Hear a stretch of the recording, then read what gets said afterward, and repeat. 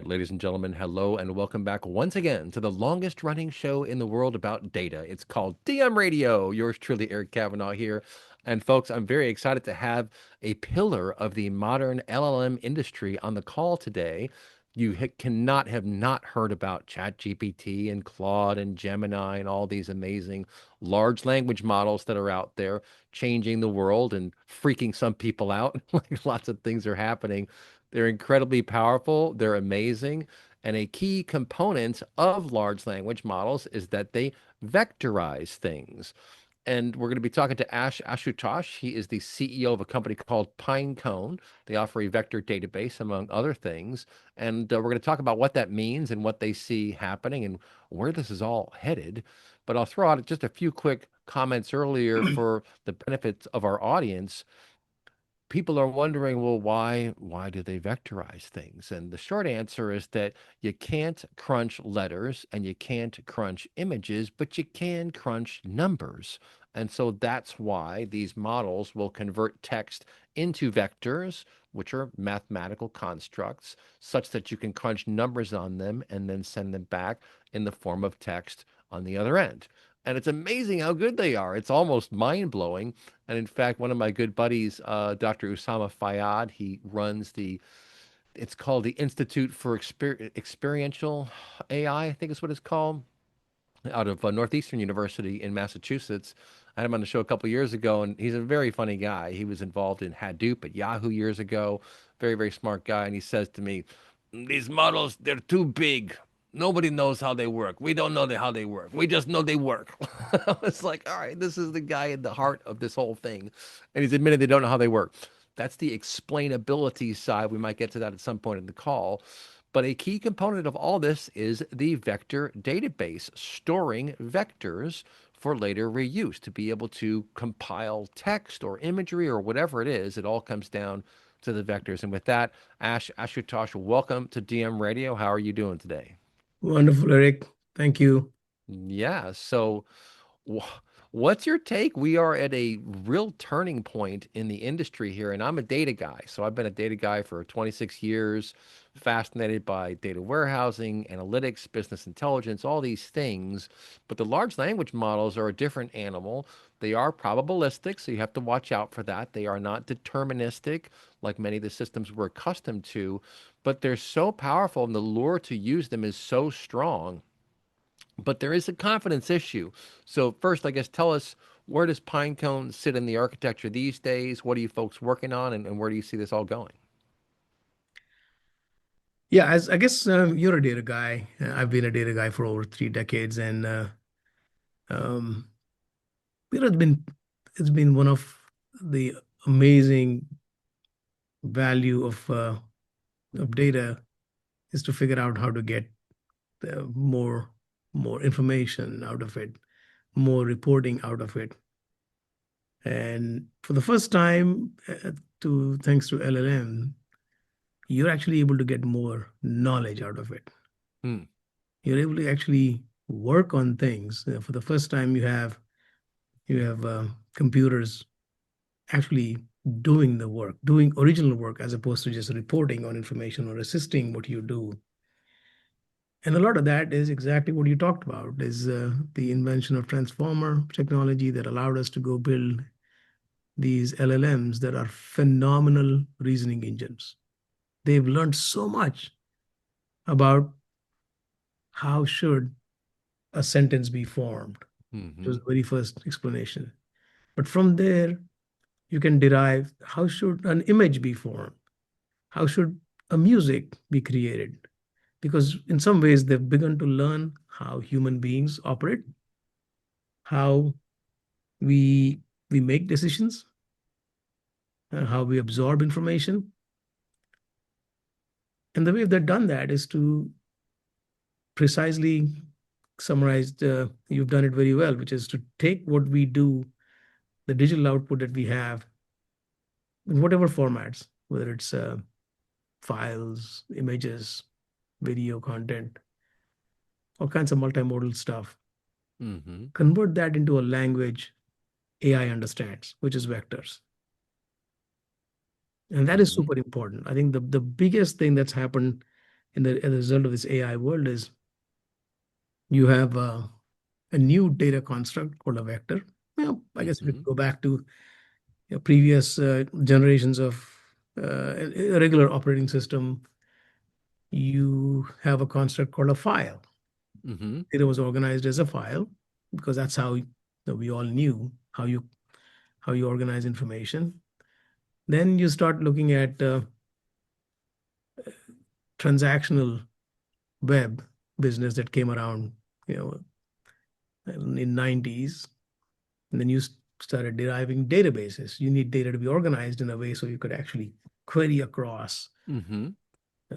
issue SQL queries across lots of data to get precise answers. You couldn't do Mm-hmm. that with a file format. Then you came back with analytics. Right. You want to do analytics. Whoa, that's a lot of data. And a SQL query wasn't going to cut it.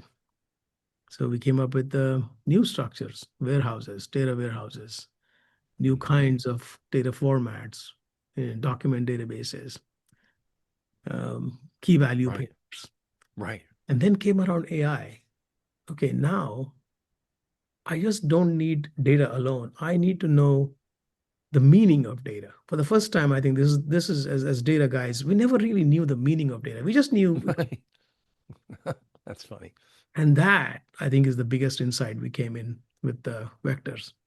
Yeah. The ability to understand this data has a meaning and how it relates to some other data that might be out there. And that relationship, that meaning is what allowed LLMs to construct new things, create beautiful prose, poetry, video, all kinds of stuff that you see is because for the first time, data implicitly has a format that understands meaning.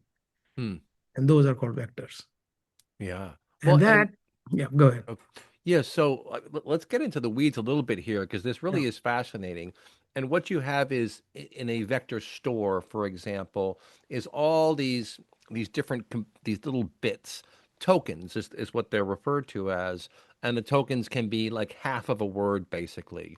And Yeah. if I understand it correctly, thanks to the transformers now, because these engines are still just predicting the next letter basically or the next word, which is it's kind of hard to believe when you look at what they can do. You're like, really? That's still what it's doing? But now you can see further left and further right. So as it's writing, it's looking back and looking forward, like looking in the rearview mirror, looking forward to make sure it's balancing out to get things according to your prompt. And basically, what it's doing is it's taking your prompt and then it's if it's not in the model, it'll search the web. So you see it's like searching the web, and ChatGPT will be telling you what it's doing, which I think is fascinating. It's like, okay, I need to do this, I need to do that. Of course, it's burning through a lot of tokens to do that. I mean, there's a fair amount of expense that goes into every one of these queries, which is why OpenAI has been burning through cash like there's no tomorrow. And they'll get better about that over time. But all it's really doing is looking back and looking forward and reflecting back patterns of words based upon its training. And in the vector store, you have like dog will be, a point and array like this. Cat will be a point and array like that. And and one of the things I've heard about the engines and how they work that's kind of interesting, and it's why they are prone to hallucinate, is that it's designed to not pick the most likely next token. So instead of saying dog, it'll say canine, for example, or instead of cat, it'll say feline. That's why you get these action verbs and sort of rich text that's creative sounding. But that's also why in a low distribution area of the model, you'll get the hallucination because it doesn't have what it wants. And so it goes, oh, okay, just take this. And it always sounds so confident, right? But the model that a lot of companies have tried to work on now is this retrieval augmented generation, where you are vectorizing your own content and using that in concert with the engine, such that you're basically grounded. One of the coolest terms I heard was anchors of truth. Basically, you're Yeah. trying to ground the model to make Yeah. sure it stays within the bounds of your semantics of your content. Is that about right? Yeah. Yeah. And that is a great place to start talking about RAG because RAG is where the LLM's reasoning engines, these brilliant minds that LLM is, meets the road for the enterprise AI. The problem is simple, right? Large language models are brilliant reasoning engines. Like you said, they've learned everything about what's happening in the world. They have taken information about all kinds of data that's been fed to them as part of their training, but they don't know your data. Mm-hmm. You're an enterprise. You will not put your stuff out there into the public for a model to go just learn all about you. They were trained on public internet. They were not trained on your contracts, your product specs, your compliance policies. And RAG is the one that bridges the gap, that essentially takes a brilliant reasoning engine, and makes it knowledgeable for you as an enterprise. And that's where the hallucination stops. And this Mm. is super, super important, right? Because, and especially as you think about agentic applications, and we'll get to that one, uh, an LLM or agentic application without a vector database is like this genius with a very short-term amnesia. You just pick up something you learned. It's almost like I read everything about how to swim, and I'm just going to jump right in and start swimming. Well, you can't, and that's where the grounding part begins, right? When you take uh, a piece of data and then you converted that into a meaning, and that meaning is relevant to your enterprise, and now you made it very, very simple for the model, for this amazingly intelligent reasoning brain to work for you, to highly customize for your enterprise. And this model doesn't have to guess anymore. It generates the answer based on your actual data. This time it actually says, oh, they they mention a dog. They don't talk about a canine. That's the language they use. I am going to talk about a dog. Hmm. They don't call it a feline. They call it a cat in this company. I am going Hmm. to call it a cat and not confuse with some other verbiage. And I Mm-hmm. think this is how you get, trustworthy, cited answers. And this is super important. I mean, we've all used uh, all kinds of chatbots, and they produce great general knowledge. If you ask one of these chatbots something very specific to you, I don't know anything about you. Now, if you put the you in the RAG, that suddenly becomes very contextual, very personalized, very relevant, and most importantly, very trustworthy. Mm-hmm. And that is super, super important. Mm-hmm. And when Pinecone comes into a client space, typically what's happening is you are going to work with the client to vectorize the information assets that they want to provide for their model, right? There's still the external large language model typically that they're using. Yeah. I personally have lobbied now for a few years for small language models that are on-prem. There are arguments for and against that. Against is that, well, these big guys are innovating constantly, and so you're going to miss out on that innovation, and that's a problem. The argument for, of course, is it's contained within our four walls, and we can build up its knowledge of us and not have to worry about being polluted from the outside, which can happen.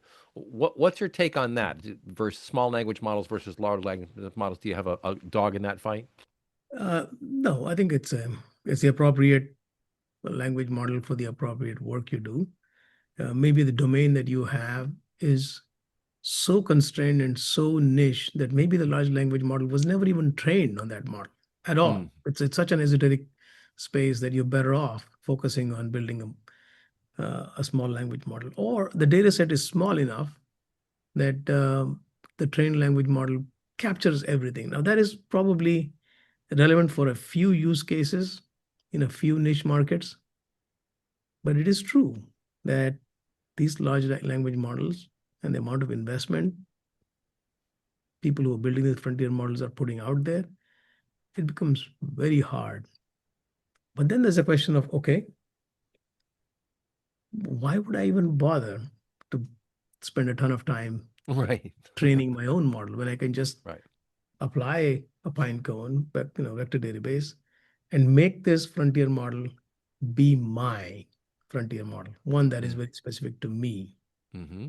Right. So that is the beauty of having to. People have talked about training. highly customized training of a model.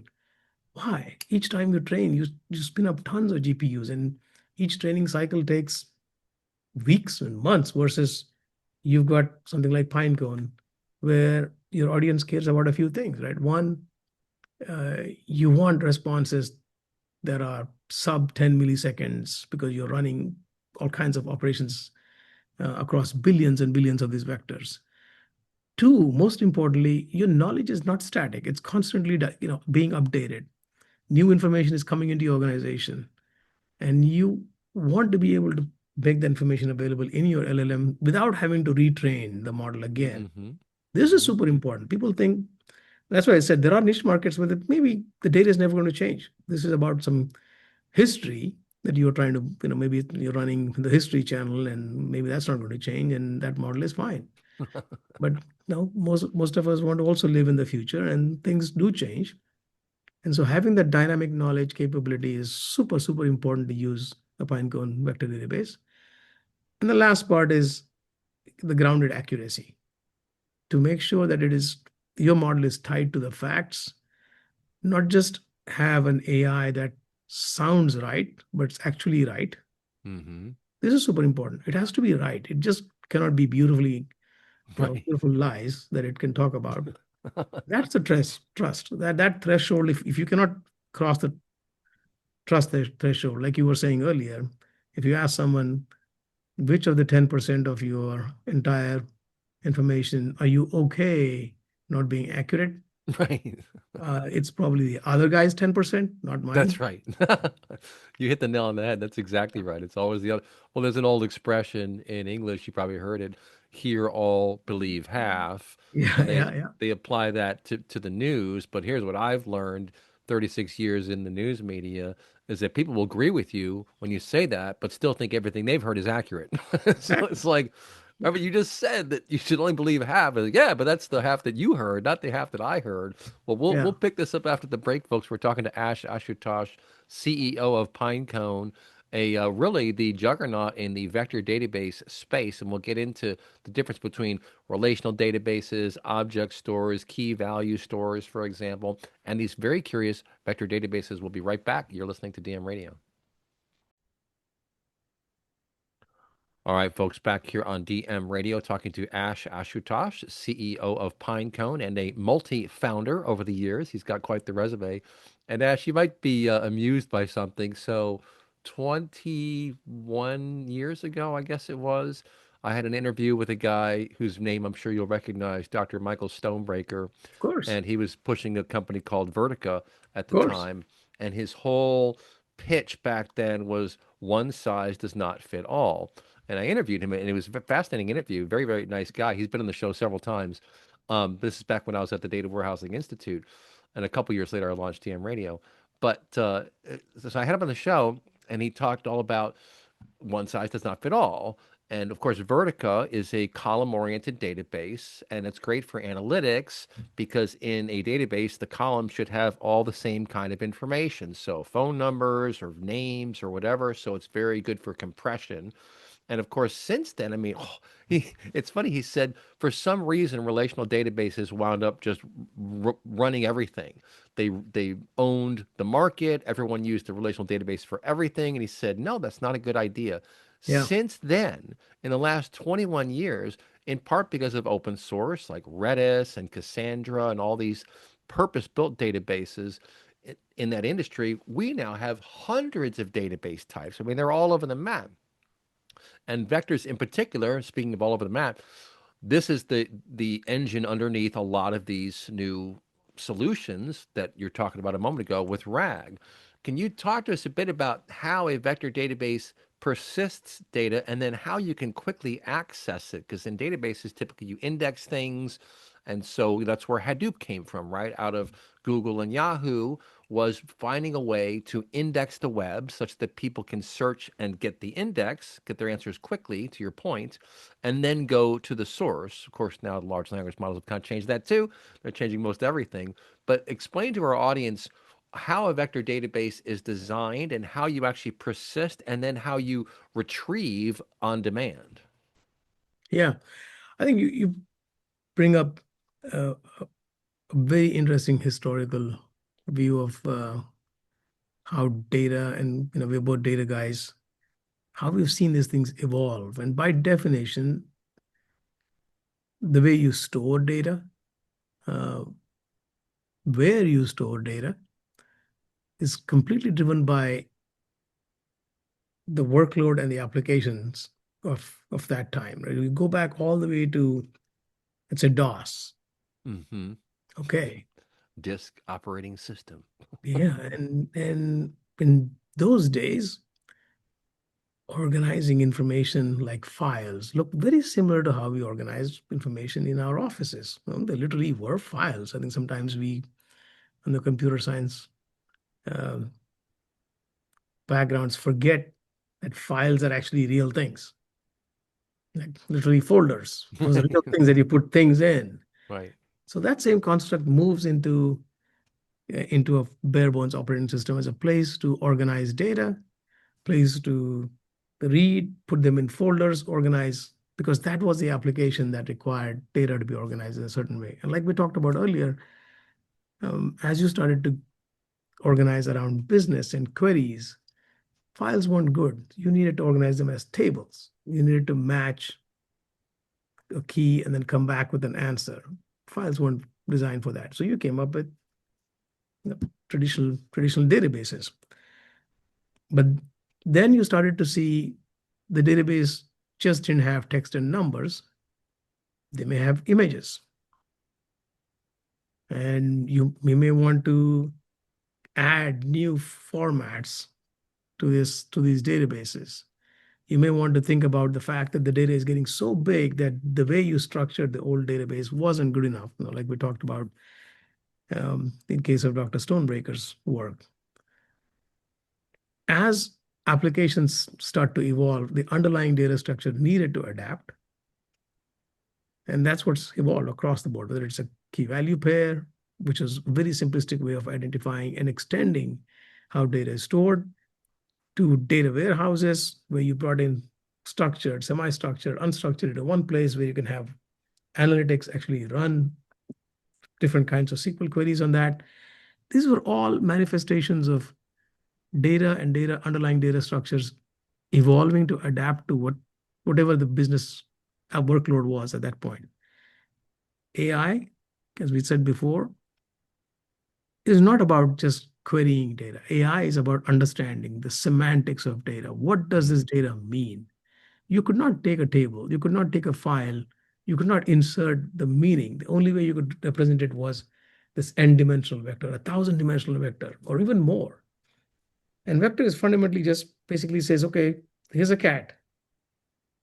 And let me tell you everything about the cat. It has many, many dimensions to explain. Yes, it's a feline. And by the way, it's like an animal. Oh, by the way, it's domesticated oftentimes. And it's got all these characteristics. And it's all of that description of the semantics of that data that really make things like LLMs or AI models truly explain the meaning of data. And this is probably the most important evolution of what used to be files and tables into vectors. So that's a Mm. starting point.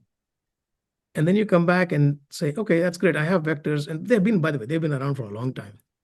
And then Ido, the founder of Pinecone and chief scientist, he was a researcher at Yahoo, was a researcher at AWS, found himself in a very strange situation where, he's trying to figure out how can I have a place where I can put vectors that could be consistently managed, Mm-hmm. stored, high performance. Well, we look around, there's none. Maybe I'll just build for myself. And he himself being a customer zero made it probably the most formidable product is when you build it for yourself Mm-hmm. because you know exactly what you want. And that's Yeah, right. precisely what he did. And turns out, thanks to OpenAI and ChatGPT, there were thousands and millions of other data scientists who needed the same capability to have a vector database, a place where you could reliably store vectors, manage their life cycle, make it accessible at really high speeds and at the lowest possible cost. And we ourselves went through three different architectures. I mean, forget about the various formats. We ourselves at Pinecone went through three generations of innovation because AI workloads themselves have changed. They started Mm, out very simply. They were simple. And they started to evolve into all kinds of things. People have figured out many, many different ways. I mean, there are over 1 million developers who built on Pinecone in the last 3 years. Over 1 million. wow. Today, Wow. to this day, there are 800,000 active developers who use Pinecone. Wow. These are That's people crazy. constantly innovating. And we work with many of these folks to try to understand what are you doing with these products? What is the outcome you're trying to drive? And based on that, we ourselves have to keep implementing very different underlying formats of how a vector database is created, how it's managed, how it's scaled, how it performs. And something else you talked about, turns out that these LLMs are measured by tokens, right? Hmm.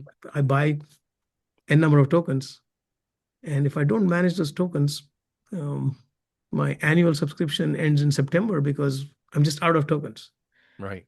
So as more and more people start using LLMs and AI agents, we have to start getting into as vector database company, figuring out how do I help these users not run out of tokens? How do I be more smarter? How do I Hmm. do, a lot more than just being a vector database? And we can talk about where we are evolving. But that's the beauty of this space is the kinds of use cases. I mean, we have people ranging from students doing coursework to Hmm. some of the largest global 2000 Fortune 100 companies using Pinecone, and they do it for all kinds of things. Hmm. Right? And this is probably the one of the few companies that I've worked at where the range of things you can do with one single underlying core technology. Of course, it took us 3 attempts to get there, and we continue Right. to refine it. Um, That's funny. get to that level of scale, speed, accuracy, and we'll talk about that one again, and trust. Hmm. This is the new thing that's come out more recently. I think in the last maybe 6 months, we've all heard about AI slop. I mean, I cannot believe any video anymore that's online. Yeah. Nobody believes anything. So trust has become an important part. So that's the reason why building the vector database itself wasn't good enough, wasn't sufficient. We needed to go back and do things around the vector database to make sure that these AI applications, these agentic applications, could have a trusted knowledge infrastructure that they could actually build and get true enterprise applications deployed, accurate, explainable, Hmm. truly meet a lot of the compliance stuff that they're required to meet. Right. Yeah. Well, the explainability part is huge. Huge. I'm curious to know when you are persisting data in a vector database, do you, is it often that you will overwrite or append vectors, or do they all just stay the same and then you're just kind of building on top of that, right? Because I remember when people figured out, you know what, maybe we shouldn't be allowing overwrite. Maybe we should just append a record such that there's still an audit trail to find where it came from if we made a mistake, for example. But can you talk about the persisting and then updating appending records? How does that work? Yeah, yeah. And I think there are two things uh, two views of that point. One is what does the user see? When I go update a vector or a metadata around a vector, um, do I see an immediate update? And do I see my next query comes along? Is it atomic almost, to the time I wrote wrote my update? Can I immediately query? That's the effect they want to see. Yes, we do that. Now the question is, how do we do that? Hmm. Because this is the beauty of engineers, right? Your phone seems to ring even though it hasn't really started connecting yet because you want that feedback like it's actually ringing, but it's still making the connection. But the human feedback becomes very, very important. How we do it is slightly different, right? What we do is as soon as you do a write, not only do we immediately update what we call an upsert, the vector, but we don't go off and we just mark the old one as obsolete, ready for garbage collection next time. And at some point, you'll come back and have a garbage collection cycle that cleans out all the stuff that is either obsolete or has been outdated. Uh, for a user, and then there's regular scheduled backups if you want to come back and look at rewinding the whole thing. There's an opportunity to do that. We also have partnerships with various companies that are providing services around the core vector database to allow people to rewind and get back to a certain state if they choose to.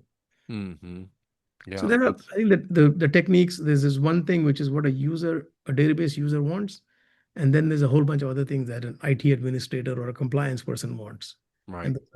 those are, things ancillary to the core path of writes and reads. Right. Yeah. I mean, it's all important stuff, and the traditional databases aren't going to be going away anytime soon. Oh yeah. But this is an augmentation layer.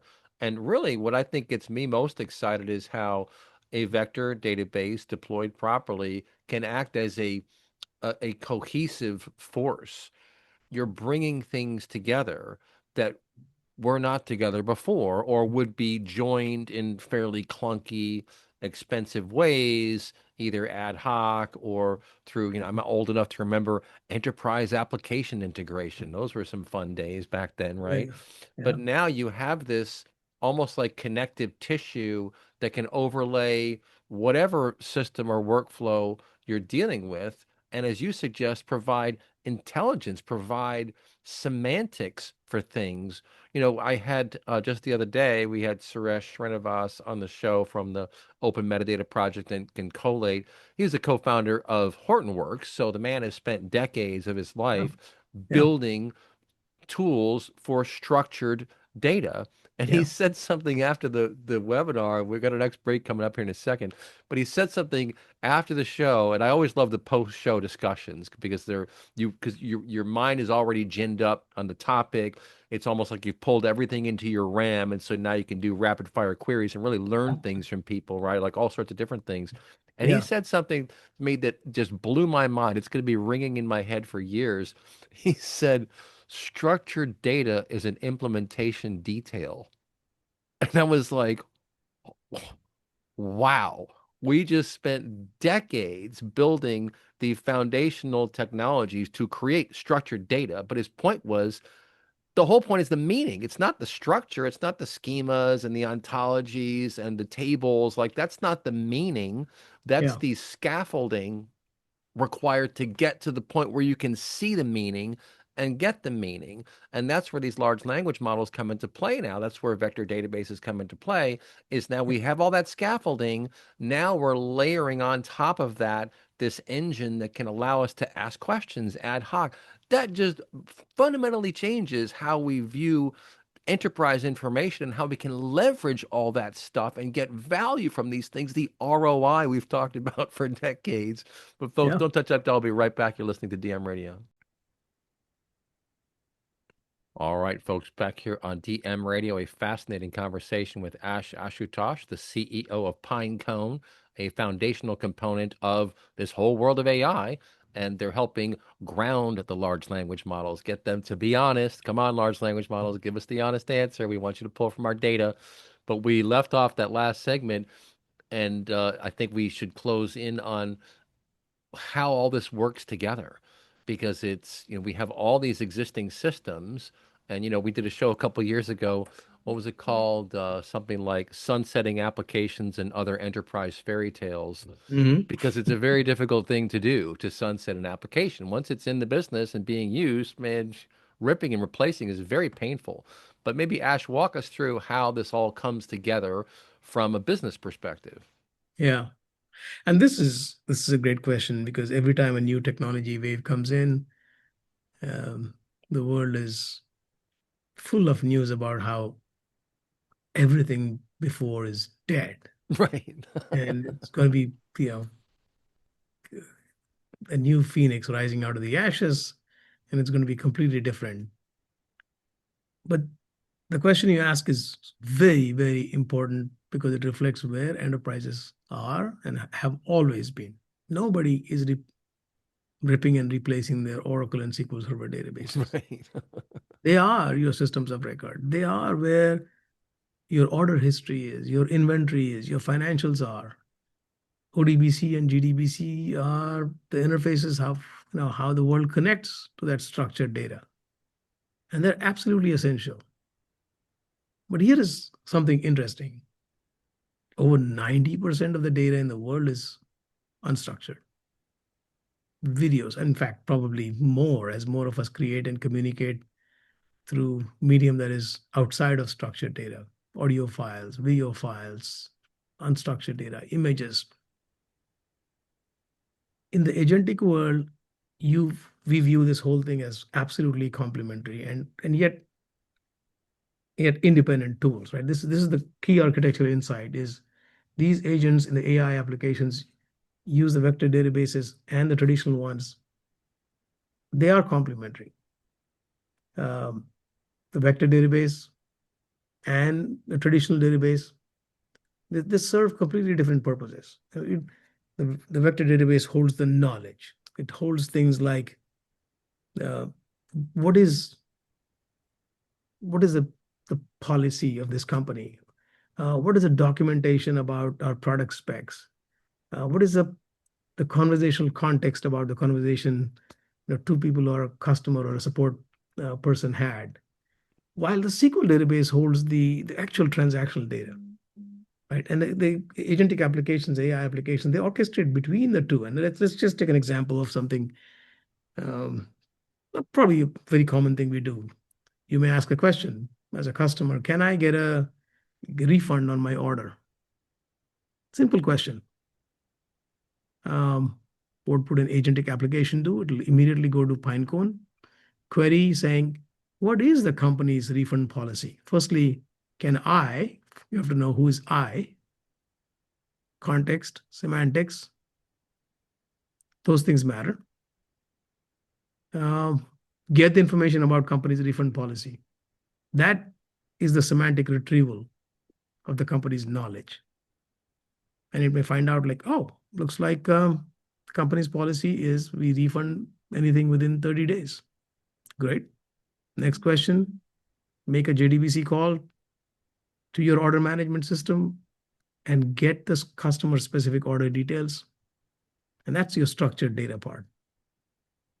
And then the agent reasons across these two and says, yep, the policy says 30 days return policy. Looks like the customer has been a customer for 8 days. Yeah, let's go do a refund. And updates the order status through the SQL system again. That is a pattern, right? That's combination of knowledge about the enterprise versus the underlying system of record that captures the transactional data. And it is super important that both of those operate together. So yeah, the traditional databases are absolutely important, but they are tools for accessing your systems of record. Pinecone is the knowledge layer. Pinecone is what captures how your company works. Pinecone learns that, and this is super, super important. This is what I meant by at the very beginning, LLM is a brilliant reasoning engine, and we do it, by the way. We are customer zero, internal to Pinecone. Our entire operation is trained and learned by our own knowledge engine. There's a Pinecone knowledge engine that sits there and just constantly learns, evolves. Today, there's one place I can go to and say, hey, just tell me what kind of a business we've had with Eric in the last 2 years. And by the way, give me some more summary about the conversation we had with Eric in the last one, and give me some advice on how best I can address this. This is the kind of questions we ask. We don't have dashboards anymore. Right. We don't have the old school, like two-dimensional dashboards for a 10-dimensional question that we have to answer. Right. And it's not That's just a quote. no, absolutely. We've just abandoned the dash because then we used to work on these dashboards and they just provided a two-dimensional view of the world. And I'm trying to answer not just Right. but I'm trying to answer, what do I do?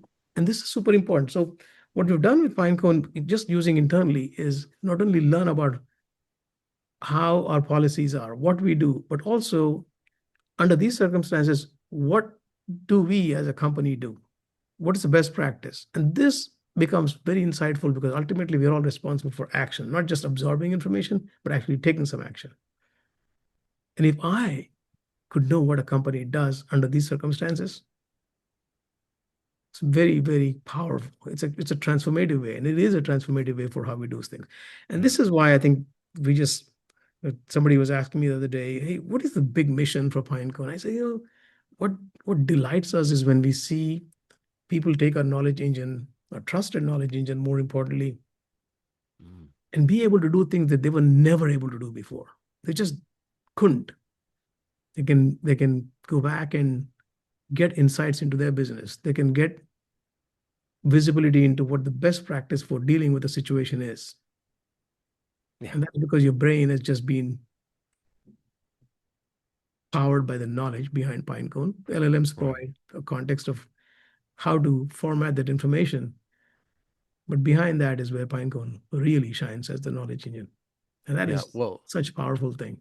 yeah, well, I mean, you're bringing up the point, and it was a couple years ago before I was going to the Boomi conference. I'm just because I'm an Yeah, analyst, I'm a radio guy. I sit around and I think about this stuff all the time, and I thought to myself, what would be freaking fantastic is if you use a vector database as a strategic component of your decision-making process. absolutely. And then for the executive, so the chief executive officer would have what I called an executive cockpit, and anyone else you should get access to that should also have access.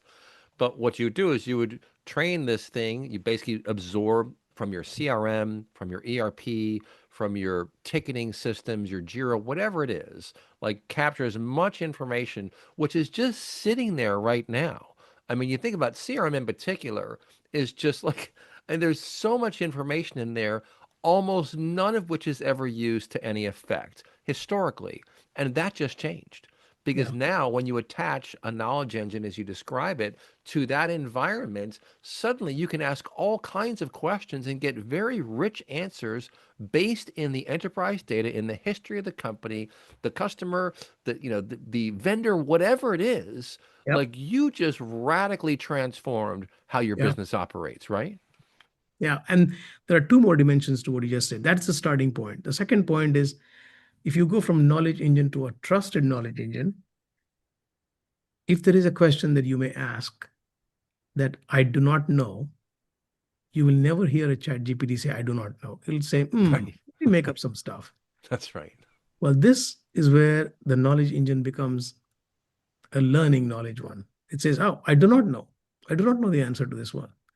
Let me go figure out. Maybe it's a human in the loop who has to go back and say, well, our company's policy on what this is, or the way we talk about, for example, in the tech world, ARR, annual recurring revenue, the way we measure in this company is very different than maybe somebody else does. Right.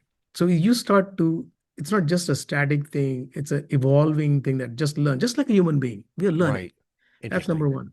Right. Second, like a human being, when we have a bunch of inputs, our output also is something that we learn. Some of it is Mm-hmm. organic, some of it is best practices. Mm-hmm. And that, I think, is where the second or the third dimension part of what the knowledge engine from Pinecone is. This is just fascinating to see how do you literally learn how your organization works? How do you have this knowledge Wow. available for anybody? That is just, That is amazing. And folks, we're up at our last break. We'll be right back. You're listening to DM Radio. All right, folks, time for the podcast bonus here on DM Radio, talking to Ash Ashutosh, a fascinating conversation about vector databases and the role they play in trusted knowledge engines. I like that. That's a good one. I'm a big guy in the monikers. And let's talk about agents. I just wrote an article about this from my friends over at Insight Software. They're the folks who bought Simba, which you may know are the folks who built the ODBC and JDBC drivers way back when. Pretty foundational stuff. And I was trying to figure out how to describe the difference between traditional enterprise appetite for data, meaning the workloads we already have, and agentic appetite for data. And I said it's kind of like when your teenage child's friends come over and raid your refrigerator, like all of a sudden it's empty. You're like, where'd all the bagels go? And this is a very real challenge that's now facing us because we haven't seen these patterns before. So we yeah. don't know exactly how it's all going to work. But what do you think about preparing the scaffolding, if you will, for agentic data appetites? Oh yeah, that is awesome. It's an, let me just give you some context here. When ChatGPT came out, end of November or November 2022, everybody wanted to figure out how to build an AI application. And the consumer of these applications were humans. There were, like I just said, over a million developers. I think there are probably over 15 million people who use applications that are built on top of Pinecone. Uh, and it was a way where basically software was a way to make your work more productive. It was a way to accelerate your work. Agents are the workers. Very different. It's not just software helping you anymore. Right. This is agents doing the work now. And this has very significant implications on what this really means. Um, Somewhere, I think maybe earlier this year, we saw more agentic applications, literally agents calling our APIs more than human-based applications. Wow.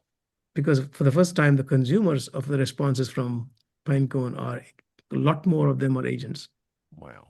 um, than human beings, because we just started evolving how we do work. And this is super important. Now, what we've also found, and this is a question you were asking, what's the workload pattern that an agent creates? It's not a human being anymore. Clearly, these things work 24 by 7. They don't take a break. They go all in. They're working all the time, but they also don't have any context. Now, you and I, when we have a conversation, we know we are on TM radio.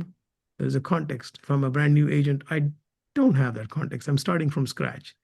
So there's a Right. very different set of workload patterns we're starting to see. One, we see agentic workloads are very bursty and very unpredictable, because an Mm-hmm. agent might be sitting there idle for several hours and then suddenly fires off hundreds and thousands of queries in seconds. And this is where our serverless architecture Oh. that allows us to you know completely scale up and down, and decoupling compute from storage. Resources can scale up and down. Super important.